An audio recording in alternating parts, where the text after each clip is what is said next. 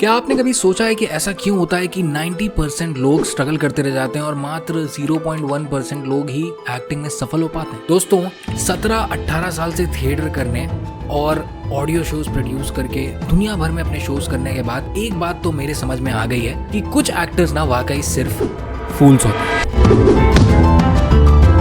आज की वीडियो में हम समझेंगे core differences between smart actor and fool actor, और आपको ये फैसला करना है कि आप भी किस कैटेगरी में आते हैं। सबसे पहले स्मार्ट एक्टर एक पर्पस से ड्रिवन होता है, बिकॉज उसको कुछ अंदर से काट रहा होता है। They are driven, they are dying hard and trying hard to achieve something, to find a sense of fulfillment in themselves through their art. वो अपना काम करके एक फुलफिलमेंट, एक जॉय प्राप्त करना चाहते हैं, एक पर्पस है उनका वो काम करने के लिए। वेयरएस जो फूल एक्टर है वो ड्रिवन है फेम और पैसे से। उसको करोड़पति बनना है, उसको रणवीर सिंह की तरह फ्लैम्बोयंट कपड़े पहनने हैं, उसको बहुत सारी मॉडल्स के साथ घूमना है, उसको इंटरनेशनल हॉलीडेज पे जाना है, उसको फेम चाहिए, उसको इतने मिलियन फॉलोअर्स चाहिए, उसको ये फैंस चाहिए। They do not care about characters, they do not care about the impact they have as an actor on young generations and people who are their fans. All they care about is कि उनको जब fame और money मिल जाएगा ना तो somehow they'll feel superior and fulfilled, which is wrong, which is a foolish thing to do. So don't do it. Next comes up growth mindset. A smart actor always has a growth mindset. कि मैं पिछले audition गया था, पिछले 3 audition में मेरे को एक ही जगह से कॉल बैक आया, कहाँ कमी रह गई मैं पूछता हूँ, या फिर मैं अपने दोस्तों को ऑडिशन भेज के फीडबैक लेता हूँ कि क्या और इम्प्रूव कर सकता हूँ। That is the growth mindset. और एक फिक्स माइंडसेट है फुल एक्टर का। अरे हम तो NSD से पास आउट है, अरे हम तो FTII से पास आउट है, अरे हमको तो अनुपम खेर ने सिखाया, अरे हमको तो एक बार रघुवीर यादव ने सामने बोल दिया था कि भाई आप अगले नवाजुद्दीन बनोगे और कोई आपको रोक नहीं पाएगा। तो बस हमने अपने दिमाग में वही ताला लगा के फिट कर लिया और हम मानते हैं कि इसके अलावा हमें कुछ और सीखने की जरूरत ही नहीं है। स्मार्ट एक्टर सीखता रहता है, फूल एक्टर वहीं का वहीं रहता है। Next, consistent training and upgrading. Growth mindset होगा तो कंसिस्टेंट ट्रेनिंग और अपग्रेडिंग तो करोगे ही, इन्वेस्ट करोगे अपने आप को अच्छा दिखाने में। अगर कोई लैंग्वेज नहीं सीखनी है, डिक्शन ठीक करना है, वॉइस एक्सरसाइजेस करनी है, कंग फू कराटे सीखना है, डांस क्लासेस करके अपनी बॉडी को फ्लेक्सिबल और मूवमेंट रखना है।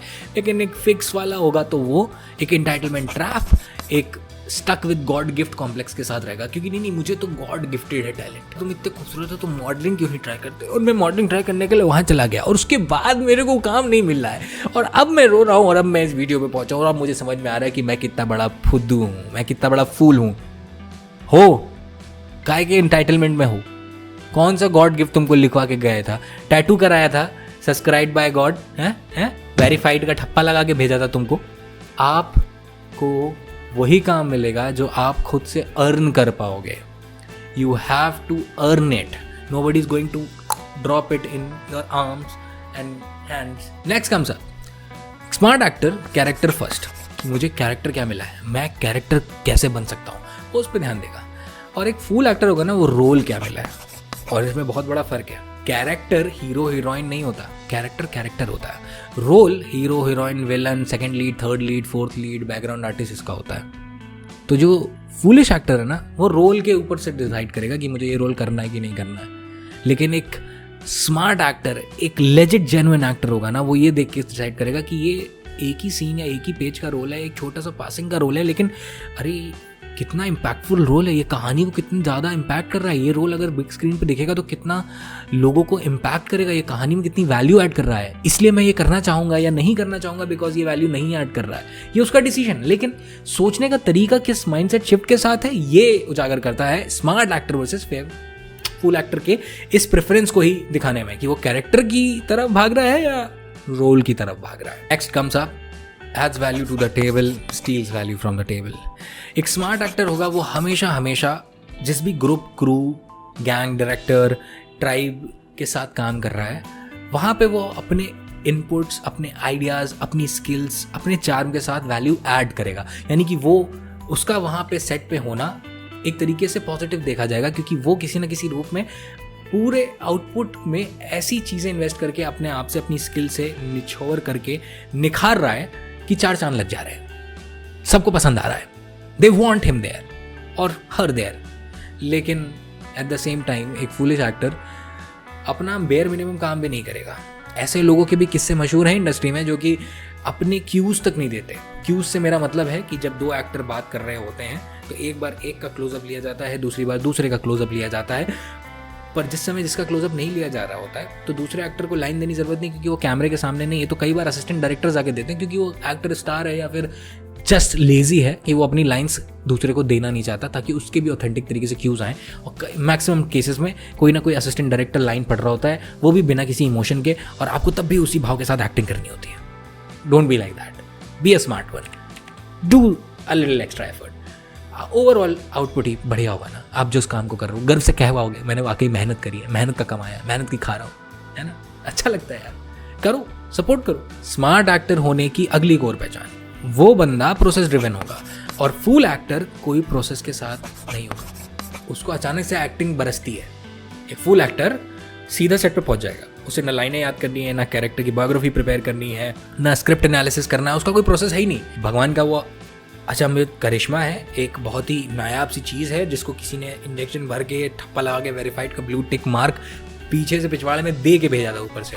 अब वो स्टार है और वो जो करेगा वो भाई मतलब ऑस्कर ही मिलेगा, उससे नीचे तो कुछ एक्सेप्टेबल ही नहीं है। फिल्म फेयर वगैरह तो छुट्टू फुट्टू चीज़ है। क्योंकि हम किसी के बारे में कुछ बुरा नहीं सोचना चाहते, ना कहना चाहते हैं, लेकिन इज्जत तो आप उन्हीं की करोगे ना जिनका एक प्रोसेस होगा। जितनी मेहनत से एक राइटर अपना काम को लिख रहा है, जितनी मेहनत से एक डायरेक्टर अपने शॉट्स डिज़ाइन कर रहा है, एक सिनेमाटोग्राफर कैमरा से ब्यूटीफुल फ्रेम्स निकाल रहा है, उतनी मेहनत से अगर एक एक्टर भी अपना काम करेगा तो ऑडियंस को कितना सेटिस्फैक्शन लगेगा। 99% मेहनत किसी को पता भी नहीं चलेगी एक एक्टर की होती क्या है। लोगों को लगता है खाली बस अच्छे दिखना है, 4 लाइनें याद करनी है और बस कैमरे के सामने होकर बक देना है। 99% जो प्रिपरेशन का वर्क होता है एक एक्टर का, उस भाव तक पहुंचने का सही टाइम, सही क्यू पे, सारी टेक्निकल डिफिकल्टीज, ऑडेसिटीज, टाइम, एनवायरनमेंट को ध्यान में रखते हुए, कहीं से लाइट चिपक रही है, कहीं से कोई क्रॉस करके जा रहा है, सामने वो मूड नहीं हो रहा है, आप जस्ट अभी किसी की बर्थडे मना के आओ लेकिन आपको मातम का सीन करना है। एक एक्टर को बहुत कुछ देना पड़ता है अपने अंदर से फोकस लाने के लिए, और वो सब आता है दोस्तों प्रोसेस की वजह से। नेक्स्ट, स्मार्ट एक्टर हर डायमेंशन पे काम करता है, वेयर एज एक फुल एक्टर सिर्फ जिम और लुक्स पे काम करेगा। बॉडी डॉली शोले बनाने हैं, उनको लुक्स, स्टाइलिंग, सेक्सी, ये न्यू कपड़े, न्यू जैकेट, इस पे ज़्यादा काम करना है। लेकिन उनको अपनी वॉइस की अदाकारी, डम डी डम, उनको डिक्शन, उनको अपने तलफ़ुज़, उनको अपने सुर, ताल, व्याकरण, उच्चारण, नई टेक्स्ट बुक से पढ़ना, नई एक्टिंग थ्योरीज, नई वर्कशॉप्स करना से कोई मतलब नहीं है। इसी डोंट बी दैट गाय जो कि सिर्फ जिम्स और लुक्स पे फोकस करता है और अपने आप को actor, no, that is not acting, sorry to break you up. Next is smart actor acting को बिजनेस की तरह ट्रीट करता है, वो उसका व्यापार है, और ये खराब बात नहीं है। आर्ट है, कला है, पूजा है, उसका कर्म है, धर्म है, लेकिन एक व्यापार भी है, उससे ही उसको कमाना है।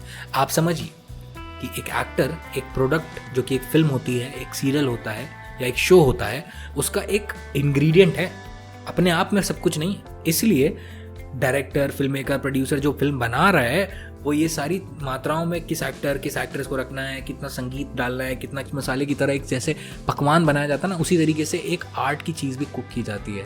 और वो जितनी एफिशिएंसी से कोई कुक कर लेता है उतना ज़्यादा वो बढ़िया लगती है और पॉपुलर हो जाती है और लोगों को पसंद आती है। तो आपको भी अपनी कला को एक बिजनेस माइंडसेट की तरह आगे लेके जाना है।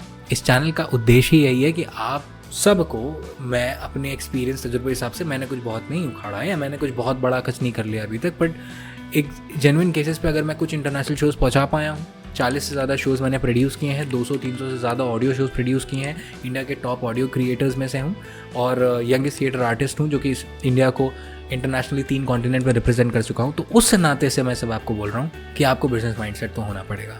और बिजनेस माइंडसेट का मतलब है कि आपको बेसिक टेक्निक्स पता होनी चाहिए। तो आप अपने फीचर्स, अपने स्किल सेट्स, अपने आप को पैकेजिंग कैसे कर सकते हो जैसे कि अगले का फ़ायदा हो, अगला डिज़ायरेबल लगे आपको लेने के लिए और वो आपको अपने काम के साथ अपने लिए जोड़ना चाहे।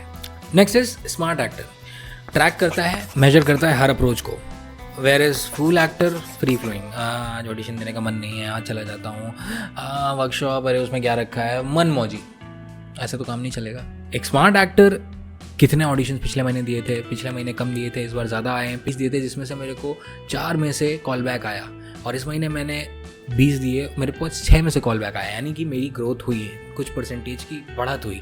आप ट्रैक करके मेजर कर सकते हो और उससे ही ये लाइन प्रूव करती है कि what gets measured gets improved.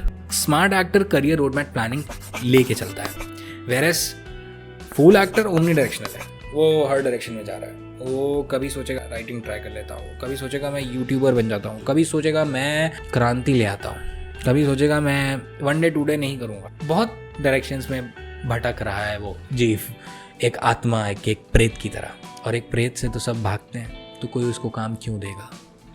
लेकिन एक स्मार्ट एक्टर हो तो वो पूरे दृढ़ निश्चय के साथ अपनी कोर स्किल्स को लेके आगे बढ़ेगा और इम्प्रूव करता जाएगा और उसे काम मिलेगा। एक स्मार्ट एक्टर दोस्तों अपॉर्चुनिटी क्रिएटर भी होता है। अगर उसे कोई अपॉर्चुनिटी नहीं मिल रही ना, तो वो खुद शोज लिख सकता है, बना सकता है, थिएटर शो कर सकता है, परफॉर्म करेगा, लोगों के साथ नेटवर्किंग करेगा, इनिशिएटिव लेगा। That is how you become an opportunity creator. Instead of waiting for somebody to open the door, you create the door for yourself. और एक फुल एक्टर अपॉर्चुनिटी सीकर होगा, वो सिर्फ ढूंढेगा, इससे मिल जाए, उससे मिल जाए, इससे मिल जाए, उससे मिल जाए, लेकिन वो खुद क्रिएट नहीं करेगा।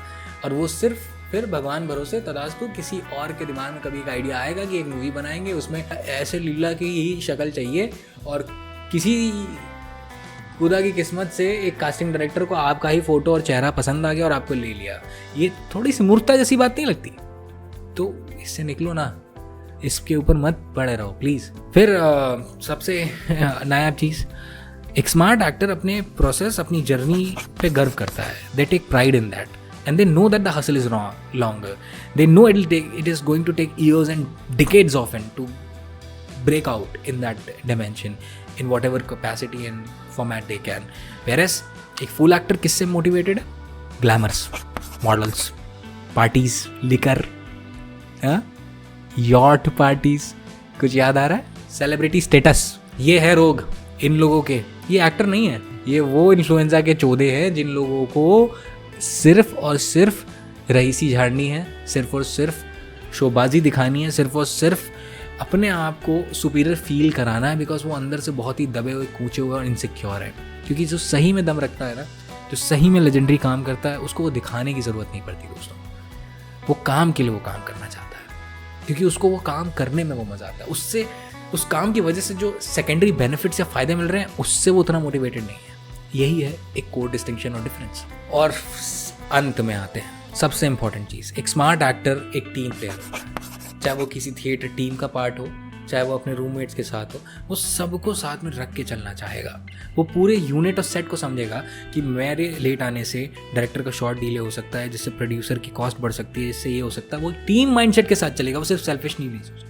लेकिन फुल एक्टर तो सिर्फ खुद की सोचेगा, अरे यार मैं तो स्टार हूँ यार, मैं तो अभी सेकंड लीड हूँ इसका, तो मैं अभी 20 मिनट लेट पहुँचता हूँ। लेट पहुँचने से क्या होगा ना, वो लोग मेरे को थोड़ा स्टार समझेंगे, भाई स्टार हमेशा लेट आता है ना, ये वाली चीज़ घुसी हुई है। अबे घोंचू तेरे लेट पहुँचने से किसको क्या फ़ायदा होगा? बल्कि और 40 लोग झक मार के हवा मारेंगे और तू खाली और लेट कराएगा लोगों को, ऊपर से उनकी नज़र में गिर भी जाएगा। तो प्लीज़ प्लीज़ प्लीज़ इस लिस्ट को रिवाइज कर लो। स्मार्ट एक्टर बनो, फुल एक्टर मत बनो। किसी भी डिल्यूजन के बबल में अगर हो तो उससे बाहर आओ और स्मार्ट एक्टर बनने की तरफ कदम लो। अपने करियर को स्मार्टली ऑप्टिमाइज करो, उस माइंडसेट के साथ करो, so that nobody can stop you. अगर ये वीडियो पसंद आई हो तो ठोक दो लाइक बटन, कमेंट करो सबसे बढ़िया पॉइंटर जो आपको सबसे ज़्यादा सेंस बना रहा है, और शेयर करो उन दोस्तों से जो आपको लग रहा है कि किसी और कैटेगरी में और वो आ सकते हैं इस कैटेगरी में। समाज की भलाई हमारा आपका सबका बराबर का फर्ज है। ओके, अब मिलते हैं अगली वीडियो में। किसी भी और विषय पे डिटेल में वीडियो चाहिए हो तो कमेंट करके बताना, I will try and make it for you. And उसके अलावा मैं हूँ देवांग तिवारी और आप सब मचाते रहो।